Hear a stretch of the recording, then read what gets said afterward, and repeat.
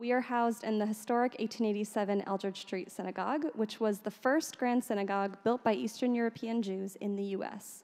Our mission here is to tell the immigration story through the lens of our original congregants and their world that they were experiencing, which is why we are always so happy to bring in individuals like Mr. Schulman today. Celebrate New York Times best-selling author Daniel Schulman's new book, The Money Kings, the epic story of the Jewish immigrants who transformed Wall Street and shaped modern America. I'm very pleased to introduce our guest and speaker this evening. Daniel Schulman is the New York Times best-selling author of Sons of Wichita, a biography of the Koch family that was a finalist for the 2014 Financial Times and the McKinsey Business Book of the Year Award. The Deputy Washington Bureau Chief of Mother Jones, he lives in Massachusetts with his wife and sons. So with that, welcome.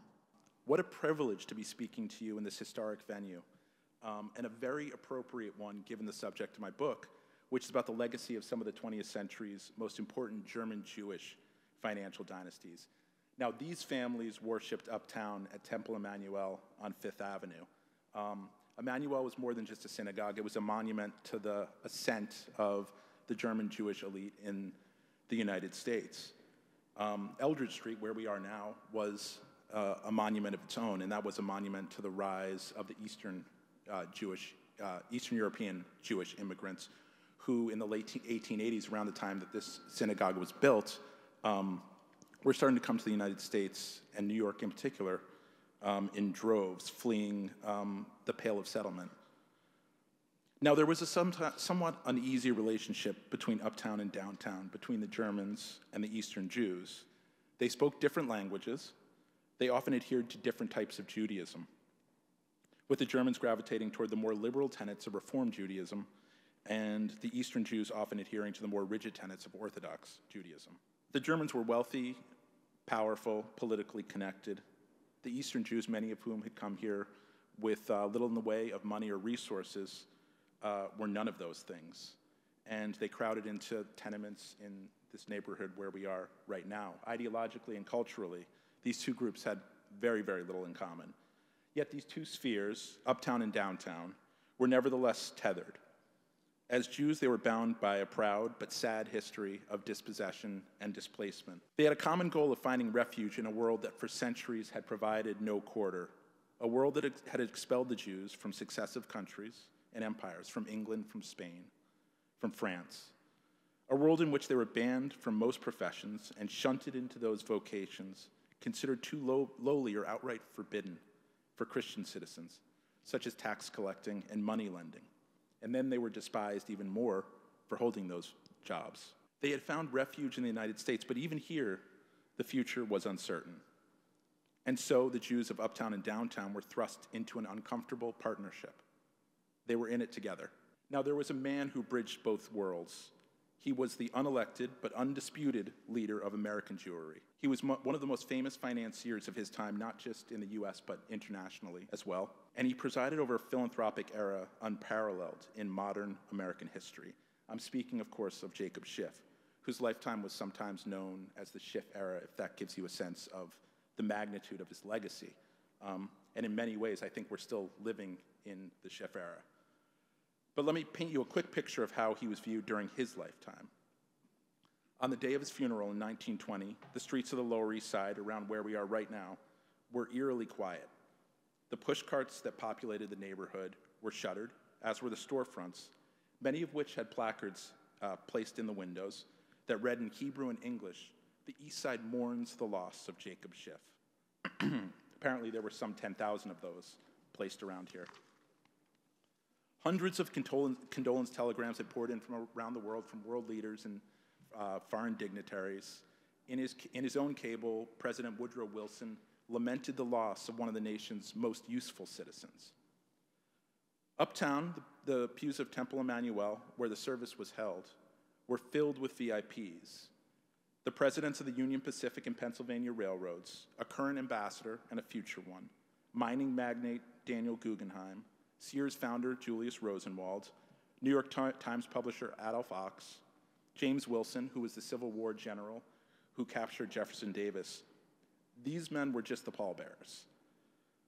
But the sight of famous tycoons and politicians within the temple paled in comparison to the spectacle outside.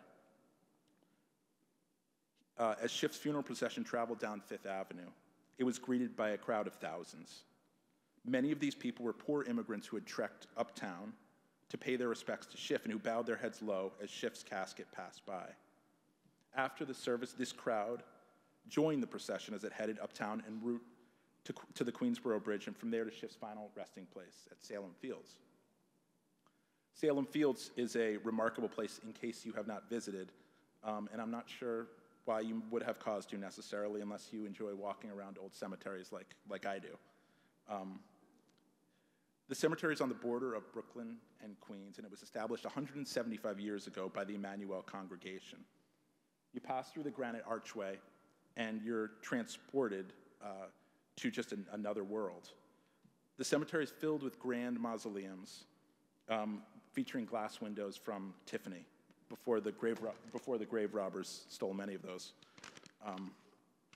What's interesting about Salem Fields is that so many of the through lines of the past converge here. And you can begin to visualize the historical guideposts that led us to our present. Now, the names you see as you walk through the winding paths are familiar ones. Bloomingdale and Guggenheim, Goldman, Sachs, Lehman. High on a hillside overlooking many of the rest is a mausoleum that looks like it might have been plucked from Mount Olympus or something like that. That's where Schiff is interred. Schiff's not very well remembered today, but he was a colossus of finance and Jewish life during his lifetime. J.P. Morgan, who was Schiff's contemporary, is widely considered the greatest banker of the Gilded Age, perhaps the most pivotal financial figure in modern American history. Schiff, who was the head of the investment bank of Kuhn and Loeb, could easily assert a claim to that title. In fact, if you read newspaper coverage from that era, there are articles that state that Schiff had supplanted Morgan as the nation's top financier, especially in the realm of railroad finance. Schiff is a central figure in my new book, The Money Kings, which is the story of a remarkable group of German Jewish immigrants whose names may be familiar to you. The founding families of Goldman Sachs, Lehman Brothers, Kuhn and Loeb, and J&W Seligman and Company. Together, these families would profoundly shape the rise of modern finance and much, much more. Amazingly, their firms emerged from the overstuffed rucksacks and horse-drawn carts of immigrant peddlers who had come to the United States in the mid-1800s seeking opportunities that were closed to them in Germany, where Jews were barred from many professions. I'm often asked why 19th century Jewish immigrants gravitated towards peddling, and the answer is that peddling was a common startup profession because it was a familiar one. This type of mercantile role was one of the few jobs available to their fathers and grandfathers in the old country. The great-grandson of one of the Lehman brothers called peddling the Harvard Business School for Jewish boys, and there was certainly an element of truth to this. Peddling offered a crash course in business in the English language, in American customs and traditions. To be successful, you had to be resourceful, adventurous, and you had to quickly establish rapport with customers. Peddling was how Joseph Seligman, one of the 8 brothers who composed the Seligman banking dynasty, started out. Same for Henry Lehman of Lehman Brothers, Marcus Goldman of Goldman Sachs, and Abraham Kuhn of Kuhn and Loeb. The partners of these firms would eventually form very close professional and personal ties, and their businesses evolved in similar ways. From peddling, they opened dry goods or clothing stores. In some cases, they branched out into importing. In every case, they pivoted to finance right after the Civil War, and there was a good reason for that. For one thing, these firms were well established at that time, and they were able to get government contracts to supply clothing and other necessities. With the exception of the Lehmans, who were based in Alabama and aligned with the Confederacy, these were union contracts. Financing the war required large-scale bond-selling operations on both sides, and it hastened the financialization of American life. Firms such as Lehman and Seligman and Company dipped a toe into finance during the Civil War by selling war bonds in Europe. By the war's end, the clothing and dry goods businesses were flooded with new entrants. And these entrepreneurs were quick to see that the cream was off the business, as the son of Kuhn Loeb founder Solomon Loeb put it. They were equally quick to see the possibilities that banking and finance offered as the United States entered a new era, and they had the capital and contacts to make that leap. Unlike the earlier generation of German Jewish immigrants who had arrived in the United States in the mid-1800s, Jacob Schiff came to America in 1865, directly after the Civil War.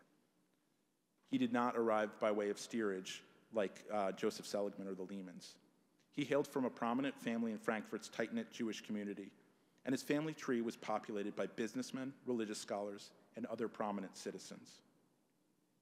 Members of the Schiff family occupied one of the grandest homes in Frankfurt's Jewish quarter. The area was known as Jew Street, if that gives you a sense of how Jews were perceived in Germany during that era. It was a two-family home, and what was interesting is that Meyer Rothschild, the patriarch of the Rothschild banking dynasty, bought this home from the Schiffs in the 1700s.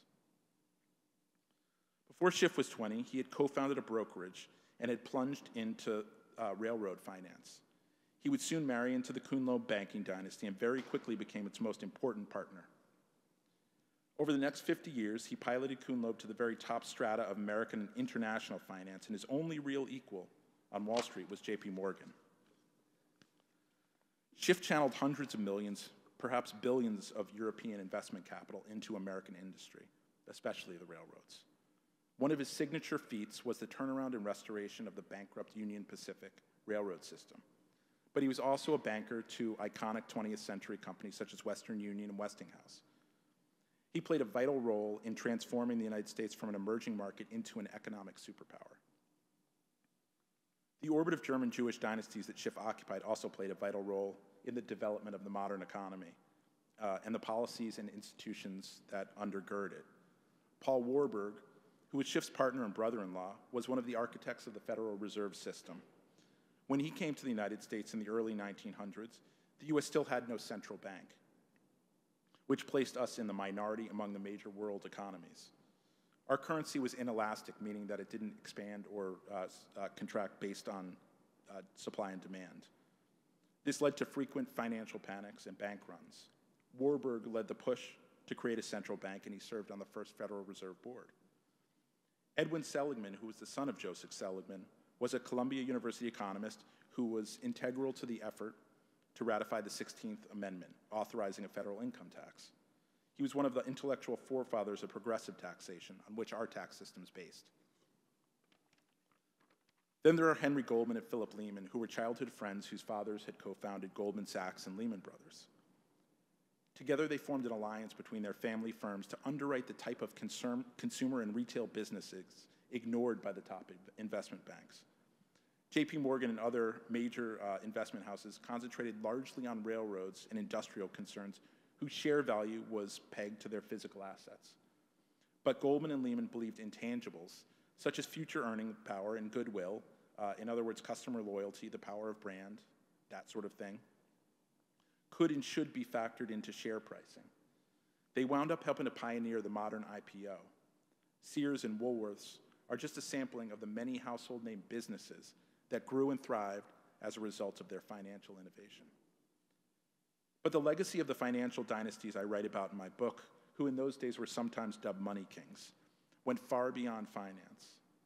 Especially in Jacob Schiff's case, their philanthropic legacy rivaled, if not surpassed, their financial one. And that brings us back to the story of the Russian and Eastern European immigrants with whom the German Jews had a delicate but very important relationship. Between 1890 and 1920, which were the decades that Schiff was most active, the Jewish population in the United States swelled from 400,000 to 3.4 million.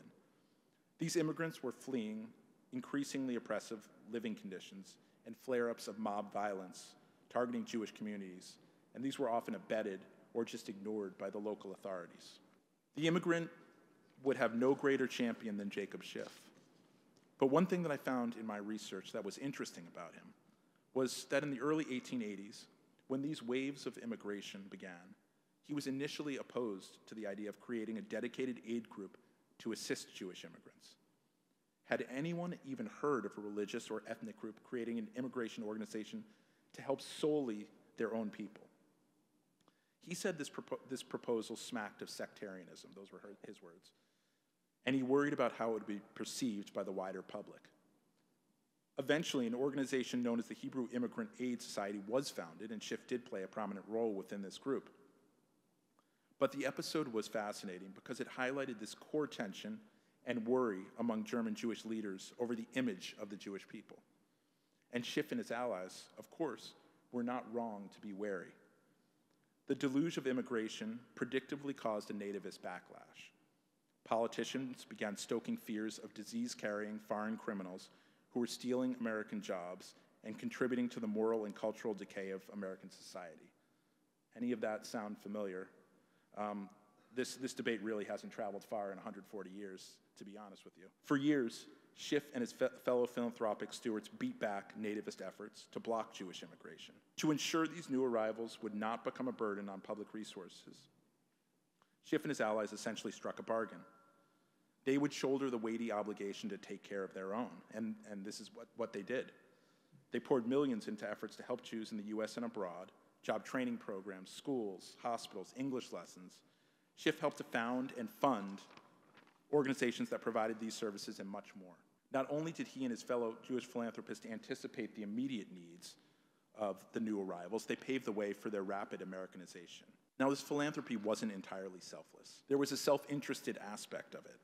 Quite simply, they understood that this flood of impoverished provincial immigrants could easily tarnish their own hard-fought standing within the American social order. By the early 1900s, conditions here on the Lower East Side were a big problem. It was a haven for drugs, prostitution, and crime.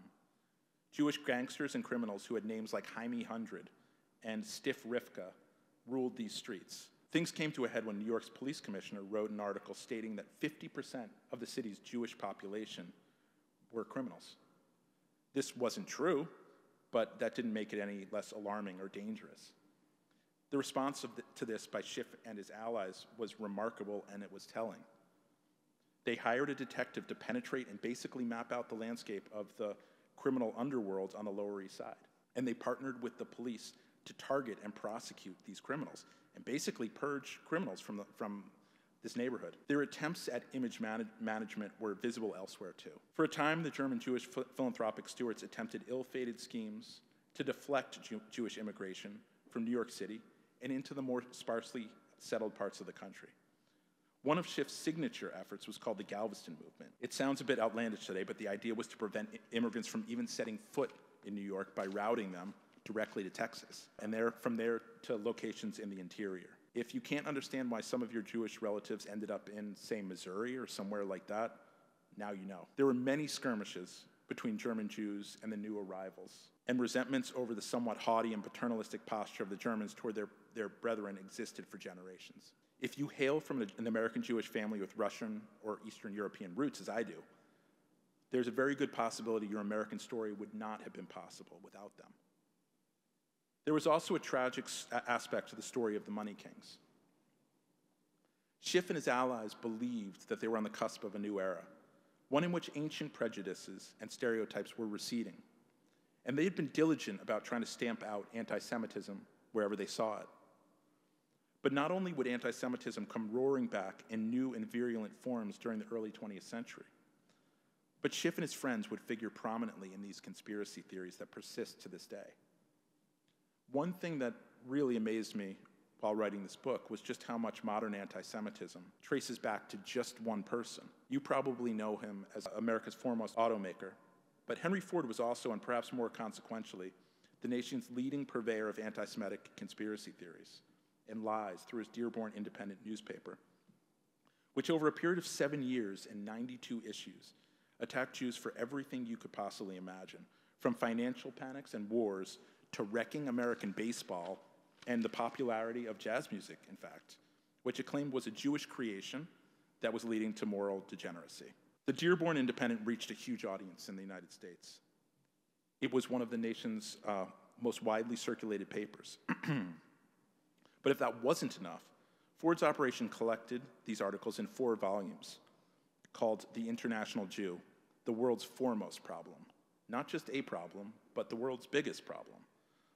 Millions of copies were printed around the world, including in Germany, where in the 1920s, the up-and-coming Nazi movement blanketed the country with copies. Adolf Hitler, it won't surprise you to learn, was a big Henry Ford fan who kept a portrait of the automaker on the wall of his office. When you hear anti-Semitic codes such as international banker or globalist, or more overt attacks on people like George Soros, know that this is all flowing from what Ford helped to unleash upon the world. When it comes to Ford's anti-Jewish crusade, there's something of a glancing tie-in to Eldridge Street. In 1934, this congregation held a funeral for a man named Mendel Bayless. I don't expect you to know who Mendel Bayless was, but he was quite famous at that time, and the place was mobbed with mourners. Bayless had come upon his notoriety in a way that nobody would want to. He was a Jewish immigrant from Russia, and he had been accused in the early 1900s of the ritual murder of a child by Russian authorities. His prosecution caused an international outcry because it echoed the blood libel charges leveled against Jews for centuries. Essentially, that Jews were using the blood of Christian children for religious purposes. He was acquitted, and eventually he immigrated to the United States. One of the Russian prosecutors involved in his case was a fellow named Boris Brazel. Brazel was a fiercely anti-Semitic fellow. He was a member of the Black Hundreds, who were the fervent supporters of the Tsar, who were often at the heart of Russia's pogroms. During World War I, Brazel took a diplomatic post in the United States, in New York, and he remained here after the Russian Revolution of 1917 deposed the Romanov family.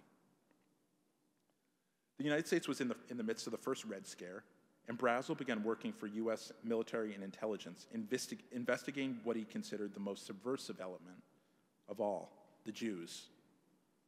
He was responsible for bringing the protocols of the Elders of Zion, which is the touchstone of modern anti-Semitism, to the attention of American authorities, all the way up to President Woodrow Wilson himself. This forged and fraudulent text purported to be the Jewish master plan for world domination. And it had first been published in the early 1900s, but had not circulated outside of Russia. Brazel anonymously published the first U.S. edition of the protocols, and then he linked up with Henry Ford in the Dearborn Independent. It was Brazel who helped to shape the paper's anti-Semitic campaign, which was based upon and built upon the themes of the Protocols of Zion. Brazel had a particular fixation with Jacob Schiff. Intelligence records show he regularly supplied false information about Schiff and his Kuhn and Loeb partners to the U.S. government. Thankfully, Schiff did not live to see this, but Ford's paper would make him a prime target of its anti-Jewish writings. When I started this project 9 years ago, I knew the stories of Schiff and his contemporaries were important. What I didn't realize was how relevant their stories would be. I've been surprised and sometimes dismayed by the many modern echoes from that era.